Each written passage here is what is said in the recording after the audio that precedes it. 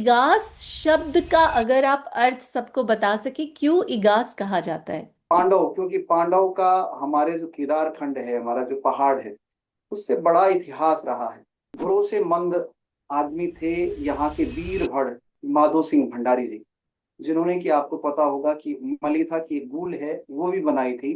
उसमें उन्होंने अपने पुत्र की बलि भी दी थी। पांचों भाइयों में जो भीम थे, वो जंगल में चले गए कि लकड़ी इत्यादि लेने या कुछ करने, तो वहां पर भीम को जो है नाग कन्याओं ने जो है हर लिया था। यहाँ एकादशी कहते हैं। और हमारे यहाँ पर पहाड़ में जो बद्रीनाथ धाम है, जी। वो ठीक एकादशी के ठीक पहले दिन जो है वो स्नान करने आते हैं नदी में, और ठीक उसके बाद जो है इगास मनाई जाती है। तो इस दीपावली में क्या क्या करते हैं? एक हमने देखा था कि ऐसे घुमाते हैं किसी चीज को, वो क्या है?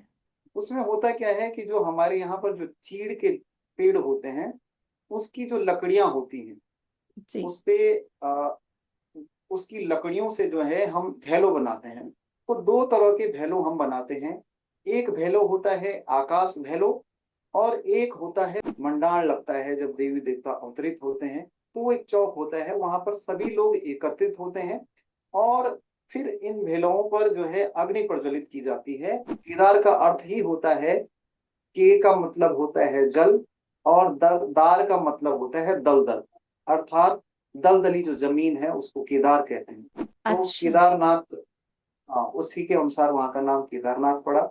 जय हिंद। दीपावली हो गई है और बड़ी ही जल्दी आने वाली है देव उठैनी एकादशी, और बीच में आया था छठ पर्व, जिसने हमें सिखाया था प्रकृति का साथ। और एकादशी के दिन उत्तराखंड में कहा जाता है समथिंग कॉल्ड एज इगास। क्या है ये इगास? आइए जानते हैं इसके बारे में। और इसके बारे में बताने के लिए हमारे साथ आज जुड़ रहे हैं रुद्रप्रयाग से जिला प्रभारी पंजाब केसरी दैनिक के पत्रकार हिमांशु सेमवाल।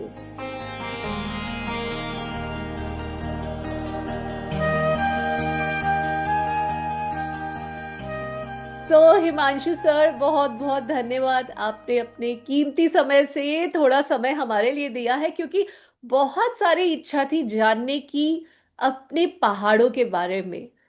तो सबसे पहले आपका स्वागत है मेरे चैनल पर। जी बहुत बहुत धन्यवाद। आपसे बात करके मुझे भी खुशी हो रही है। जी।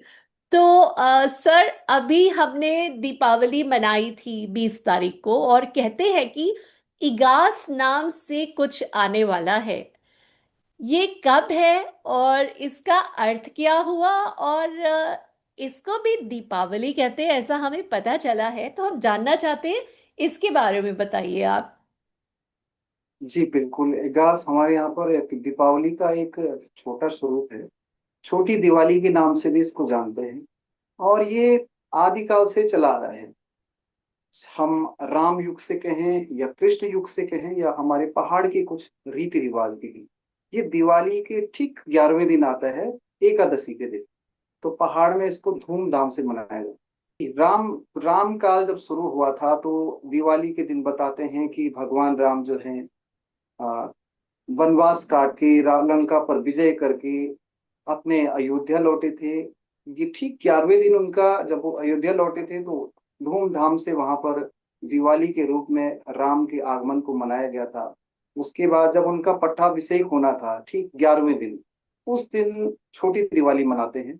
और उसके बाद कृष्ण युग में भी दिवाली का एक महत्व है। जब पांडव, क्योंकि पांडव का हमारे जो केदार खंड है, हमारा जो पहाड़ है, उससे बड़ा इतिहास रहा है। जब पांडव हमारे उत्तराखंड में आए थे, तो उन्होंने भगवान श्री केदार या भगवान शिव शंकर के दर्शनों के लिए वो यहाँ आए थे। उन पर जो है पितृदोष जब हुआ था, जब उन्होंने कौरवों की हत्या की थी, उसके बाद जब वो यहाँ आए थे, तो उसका बड़ा इतिहास यहाँ पर है। दूसरा, पहाड़ में एक जब राजा थे यहाँ पर 17वीं शताब्दी में, महिपत शाह जी। तो हमारे उत्तराखंड में एक पौड़ी जिला है, श्रीनगर उसका केंद्र है। तो वहाँ राजा की राजधानी हुआ करती थी, तो तब तिब्बत की लड़ाई हुई थी। और तिब्बत की लड़ाई में जब राजा को जीतना था, उस लड़ाई को जीतना था, तो उनके एक भरोसेमंद आदमी थे यहाँ के वीर भड़ माधो सिंह भंडारी जी, जिन्होंने, कि आपको पता होगा कि मलिथा की गूल है वो भी बनाई थी, उसमें उन्होंने अपने पुत्र की बलि भी दी थी। तो उनको उन्होंने लड़ाई पर भेजा था। तो जब माधो सिंह भंडारी लड़ाई पर गए थे तो वहां से उनको आने में देर हो गई। अन्य लोग तो जीत कर आ गए, लेकिन माधो सिंह भंडारी जो है, बहुत लंबे समय बाद दिवाली पर लोग आ गए थे, तो वो दिवाली के बाद जब वो आए तो 11वें दिन वो यहाँ पहुंचे। तो उनके आने पर फिर एक दिवाली मनाई गई। माधो सिंह भंडारी के आने पर लोगों में उत्साह था, उनके परिवारजनों में जो चिंता थी वो खत्म हुई थी, और माधो सिंह आने पर जो भंडारी के आने पर जो स्वागत उनका किया गया, तो उस परिप्रेक्ष्य में फिर एक दिवाली मनाई गई। हमारे पहाड़ में इस दिवाली को भीम दिवाली के नाम से भी जाना जाता है। भीम जब दीपावली। पांडवों और, जी, भीम दीपावली के नाम से भी इसको जाना जाता है। भाई ये 17वीं शताब्दी है, और ये दिवाली 17वीं शताब्दी से पहले से भी मनाई जा रही है। ओके। जी, बताया जाता है कि जब पांडवों और कौरवों के बीच आपसी राग द्वेष चल रहे थे, द्वंद्व चल रहा था, हस्तिनापुर कौरवों को प्यारा था, कौरवों को उसमें रहना था।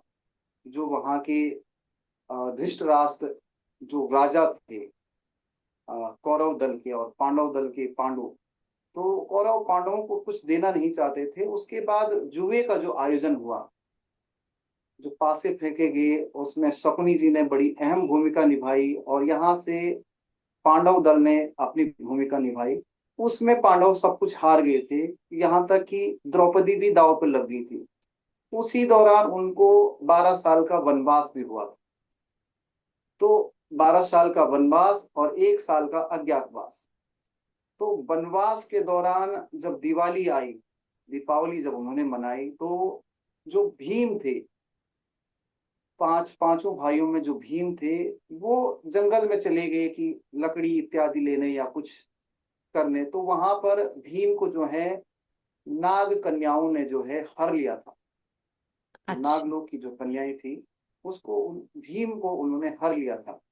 और जब वो नागलोक में गए तो भीम जो है वहां बेहोश हो गए, क्योंकि विष का वहां पर प्रकोप था। हालांकि भीम पर उसका ज्यादा प्रभाव नहीं पड़ा, वो सिर्फ बेहोशी हुए। तो तब इन लोगों ने दिवाली मनाई, लेकिन भीम के आते आते जब रात हो गई तो फिर चिंतित हो गए। गुजरते गुजरते 10 दिन हो गए।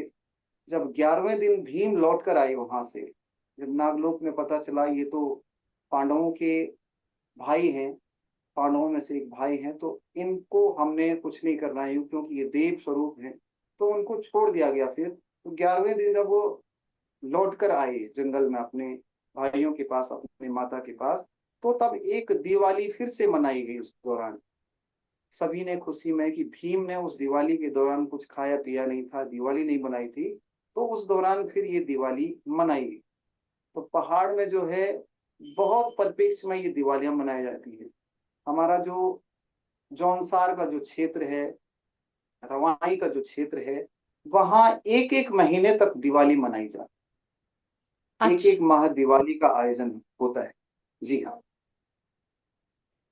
वाओ, मतलब ये सारे कारण बने जिसके कारण कि 11वें दिन पर हम दीपावली मनाते हैं। और इगास शब्द का अगर आप अर्थ सबको बता सके, क्यों इगास कहा जाता है? ये ये मतलब इगास मतलब एकादशी को आती है। दिवाली के ठीक 11वें दिन जो है इगास मनाया जाता है, और ये सब कारण यही है कि सभी जो है 11वें दिन घर पहुंचे। दिवाली के ठीक 11वें दिन, अभी भी आप गिनती करेंगे तो ठीक पहली तारीख को, जो पहला जो अभी आने वाला जो माह है, नवंबर माह, उसकी पहली तारीख को जो है इगास मनाई जाएगी।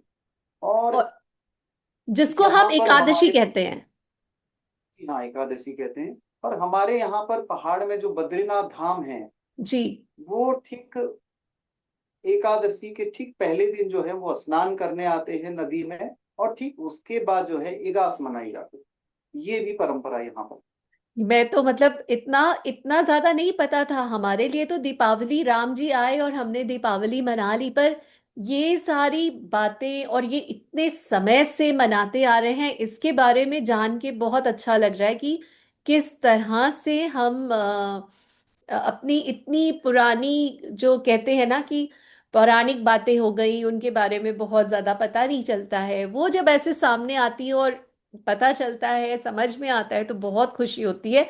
तो एकादशी का अपना महत्व बहुत बढ़ गया, क्योंकि हम उसको देव उठैनी एकादशी भी कहते हैं कि विष्णु भगवान जो है वो उस दिन निद्रा से जागेंगे। और साथ ही साथ ये हर तरह से दीपावली भी मनाई जा रही है। तो इस दीपावली में क्या क्या करते हैं? एक हमने देखा था कि ऐसे घुमाते हैं किसी चीज को, वो क्या है? जी जी जी, इसका भी बहुत बड़ा महत्व है। उसको हमारे यहाँ भैलो कहा जाता है। वो अच्छा। चाहे जो मुख्य दिवाली है जो अभी हम मना चुके हैं, जी। उसमें भी हमारे यहाँ भेलों का रिवाज है, रीति है। और जो आने वाली एकादशी है, उसमें भेलों का बड़ा अहम भूमिका होती है। उसमें होता क्या है कि जो हमारे यहाँ पर जो चीड़ के पेड़ होते हैं, उसकी जो लकड़ियां होती हैं, जी। उस पे उसकी लकड़ियों से जो है हम भैलो बनाते हैं। तो दो तरह के भैलो हम बनाते हैं।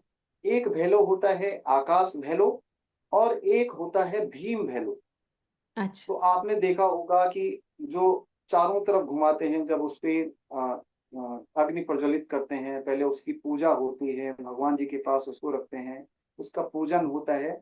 फिर रात्रि के समय जो है यहाँ के जो स्थानीय वाद्य यंत्र हैं, ढोल दमाऊं, उनके साथ गाजे बाजों के साथ, जो यहाँ पर हाड़े भंकोरे आपने देखे होंगे किसी कार्यक्रम में बजाए जाते हैं, तो उसके साथ फिर उनके पूजन के बाद उनको लाया जाता है। और तमाम गांवों में जो है ग्रामीण इकट्ठे होते हैं। एक चौक होता है, सामूहिक जो चौक होता है, आपके यहाँ भी बड़े बड़े जो गांव होते होंगे, उनका एक मुख्य स्थान होता होगा जहां पर लोग इकट्ठे रहते हैं। तो हमारे जी। ग्रामीण क्षेत्रों में भी एक मुख्य स्थान होता है गांव का, जहां पर कि देवी देवताओं का जब मंडाण लगता है, जब देवी देवता अवतरित होते हैं, तो वो एक चौक होता है, वहां पर सभी लोग एकत्रित होते हैं। और फिर इन भेलों पर जो है अग्नि प्रज्वलित की जाती है। और गांव के जितने भी लोग रहते हैं, उन सभी ने अपने अपने भेलो बनाए रहते हैं। और इसमें जो आकाश भैलो होता है, वो तो हल्का होता है, उसको सभी लोग जो है घुमा सकते हैं, सभी लोग उससे क्रीड़ा कर सकते हैं। लेकिन जो भीम भैलो होता है, वो बहुत भारी भरकम होता है, बहुत बड़ा होता है। उसमें जब अग्नि प्रज्वलित होती है, तो वो अग्नि एक बृहद रूप धर लेती है, और जब उसको घुमाते हैं, तो वो मानो कि ऐसा लगता है कि बहुत ही अ, उजाला पूरी तरह जो है एक उजलित क्षेत्र पर क्षेत्र उसका बन जाता है। और हर किसी को वो चलाना नहीं आता है, तो जो गांव के जो एक्सपर्ट लोग होते हैं, जो उसके जानकार होते हैं कि इसको कैसे घुमाना है, कैसे इस पे नियंत्रण रखना है, तो वो लोग उसको घुमाते हैं। और इस दौरान जो है यहाँ का जो स्थानीय नृत्य है, झुमेलो हो गया, ढोल दमाओं के साथ लोग उनको लेकर नृत्य भी करते हैं। तो पांडव नृत्य की जो रीत है, उसी के आधार पर यहाँ पर नृत्य भी किया जाता है। ओके। तो और क्या क्या करते हैं इसमें, अगर आप हमें बताएं? जी, और बहुत कुछ होता है। लोग घरों में जो है पकवान बनाते हैं, पूरी पकौड़ियाँ बनते हैं, और बहुत सारे मिठाइयाँ लोग बनाते हैं गाँव में। और ये मिठाई बनाकर लोग आपस के घरों में, जो आपने बनाया वो एक के घर में, जो दूसरे ने बनाया दूसरे घर में, और गांव में बांटते हुए सभी को इस त्योहार की जो खुशियां हैं आपस में बांटते हैं। और दिए लोग रात को जरूर जलाते हैं। आजकल तो मॉडर्न जमाने में जो है लड़ियां आ गई हैं, इलेक्ट्रिक लड़ियां आ गई हैं। लेकिन जो पौराणिक है, उसमें जो है लोग आटे के दिए या मिट्टी के दिए, उसमें जो सरसों का तेल है या घी है, इनके दिए जलाकर जो है इस दिवाली को मनाने का काम करते हैं। तो ये हमारी जो है बहुत पौराणिक परंपराएं हैं। और पहाड़ में जो दिवाली होती है, जो राम जी के आने की दिवाली है, उससे बेहतर ढंग से हम ये छोटी दिवाली, जिसको इगास मना कहते हैं, उसको मनाते हैं। पहाड़ में कई स्थानों पर यह भी परंपरा है कि जब भीम उस 11वें दिन आए थे, तो उसी दिन से कई स्थानों पर पांडव नृत्य शुरू होने की परंपरा भी है। तब ओके। पांडव नृत्य शुरू होता है, जी हाँ। और एक एक माह तक, 11 11 दिन तक ये नृत्य चलता है। सभी पांडव देवता अवतरित होते हैं। और लंबा समय, ये रात्रि के समय और दोपहर के समय जो है ये नृत्य चलते रहते। जी।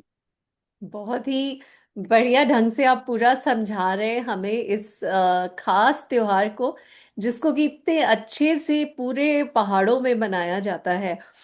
आपने बात की थी कि उन्होंने किस तरह से बाबा केदार के दर्शन किए पांडवों ने, और हम तो ये जानते हैं कि अब आगे आगे जो है वो सारे कपाट बंद हो जाते हैं और सब अपने अपने दूसरे स्थानों पर चले जाते हैं। थोड़ा सा अगर आप उसके बारे में भी बता दें। जी जी जी। तो बाबा केदार के कपाट बंद होने का भी अपनी परंपरा है। जी।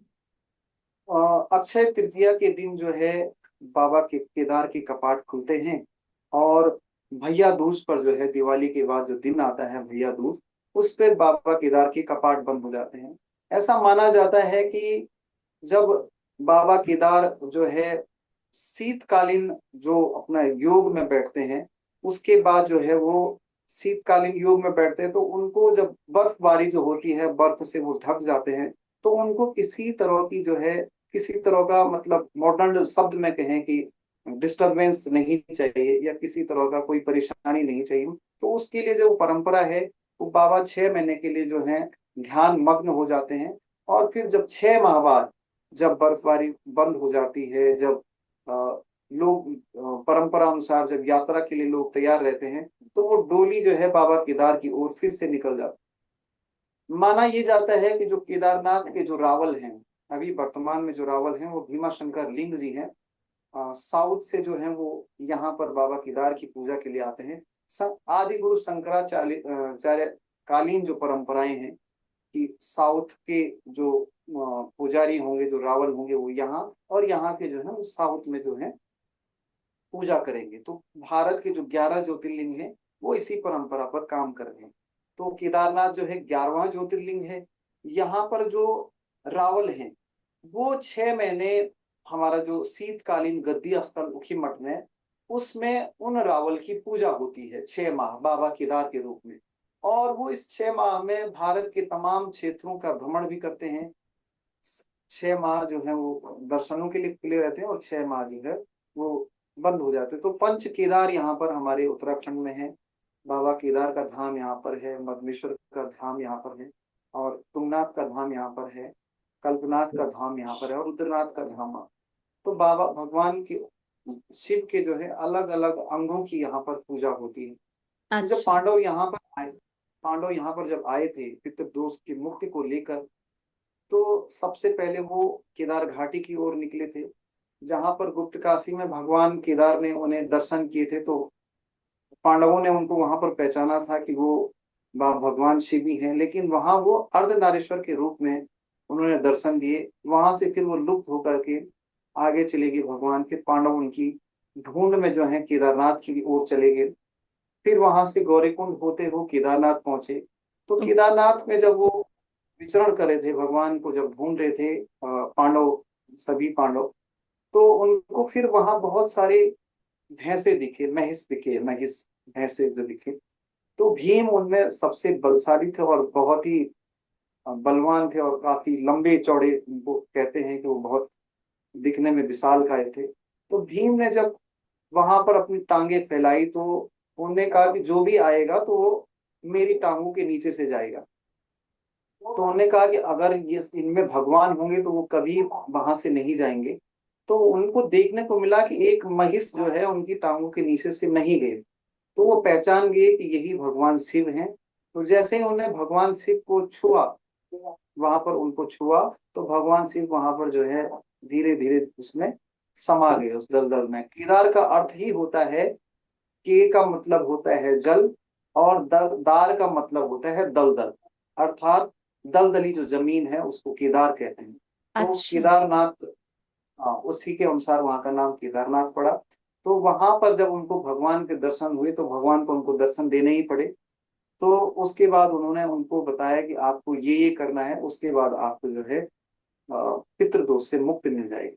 तो उसके बाद फिर वो वहां से होते हुए बद्रीनाथ स्वर्गारोहण की ओर चले गए। और वहां से फिर युधिष्ठिर और उनके साथ एक स्वान था यानी कुत्ता था, उन दोनों को वहां से स्वर्ग के दर्शन हुए थे। बाकी जो पांडवों के थे, अर्जुन हो गए, नकुल सहदेव भीम, उनको जो है स्वर्ग की प्राप्ति नहीं हुई थी।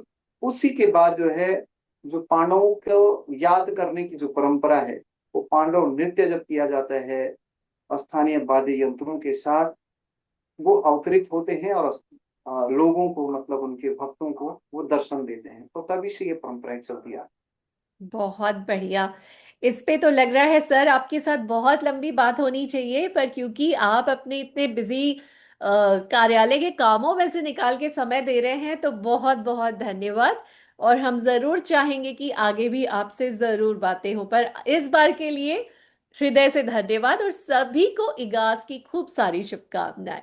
दोस्तों, ऐसा नहीं लगता है जैसे हर फेस्टिवल, हर ओकेजन का कोई ना कोई अच्छा सा कारण होता है, और वो जो पौराणिक कथाएं हैं ना, जिनके बारे में हमें पता नहीं है, उनके बारे में जानने का अलग ही आनंद है। आज ऐसा ही कुछ महसूस हुआ मुझे जब हमने हिमांशु सेमवाल जी से बात की। उन्होंने अपना समय निकाला था, वो तो सबसे बड़ी बात है ही, बिकॉज हम जानते हैं पत्रकारिता के क्षेत्र में समय बहुत कीमती होता है। परंतु जो बातें उन्होंने हमें बताई ना, पहाड़ों के बारे में, यहाँ की गाथाओं के बारे में, जो ये इगास के ऊपर स्पेशल एपिसोड था, हम जानना चाहेंगे आप सभी को कैसा लगा। क्या कुछ नया पता चला आपको, और क्या आप इसको अपने ही किसी और कल्चर से एसोसिएट कर पा रहे हैं, समझ पा रहे हैं, रिलेट कर पा रहे हैं कि हाँ, हमारे यहाँ पे भी ऐसा कुछ होता है। अगर ऐसा कुछ है तो कमेंट्स में जरूर बताइए और जुड़े रहा करिए हमारे साथ to know further interesting stories about our own culture. Jai Hind.